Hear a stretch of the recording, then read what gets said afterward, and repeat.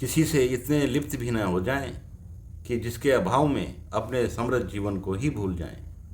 किसी में इतने भी न खो जाएं कि सुख दुख की तुला का वह केंद्र बिंदु बन जाए, क्योंकि संसार की प्रत्येक वस्तु किसी न किसी दिन तुमसे छूट ही जाएगी।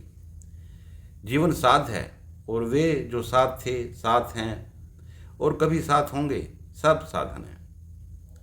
जो ताना बाना हम जीवन भर बुनते हैं, जिन रिश्तों को हम पूरी कोशिश से अपने लिए जमा करते हैं, जिन संकल्पों और प्रतिज्ञाओं को हम पोषित करते हैं, इन सब को एक दिन हमें स्वयं ही छोड़ देना पड़ेगा।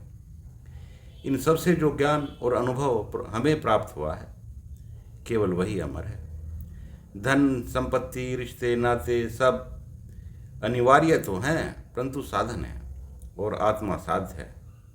आत्मा जीवन का वह अस्तित्व है जो जीवन की मूल संस्कृति को अपने अंदर संजोए रखता है और भूत और भविष्य को परिचालन को वह जीवन की समस्त विशेषताओं को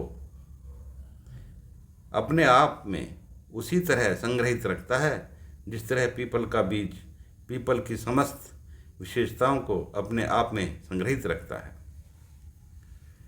यदि कोई तुम्हें अस्वीकार कर दे तो श्रद्धा से उसे विदा कर दो। यदि कोई तुम्हारा साथ दे तो श्रद्धा से आगंतुक का स्वागत करो, क्योंकि जो तुमसे दूर जा रहा है वह तुम्हें एक दिन छूट जाने का संदेश दे रहा है, और जो तुम्हारे समक्ष है वह तुम्हें जीवन की उन अनुभूतियों का अनुभव कराने के लिए है जो तुम में अभी दबी हुई हैं। मनुष्य की लिप्तता उसे आशा और निराशा समझाती रहती है। इसलिए सुख और दुख उस लोलक की तरह होते हैं जो एक आधार से बंधे होकर भी दोनों तरफ समान गति करता है। सुख और दुख भी दो अलग अलग दिशाओं में चलने वाले आवेग ही हैं जो किसी एक ही बिंदु से पैदा होते हैं, और वह बिंदु क्या है? वह केवल मनुष्य की लालसा है जो हमेशा अभाव व दमन को लक्षित करती रहती है। अभाव व दमन जीवन की सभी विषमताओं के लिए उत्तरदायी हैं और उनसे मुक्ति पाना ही विकास यात्रा का उद्देश्य है। जीवन की अनुकूलता वह है जो स्वाभाविक तुष्टि प्रदान करती हो, और प्रतिकूलता वह है जिसकी हमें आवश्यकता नहीं।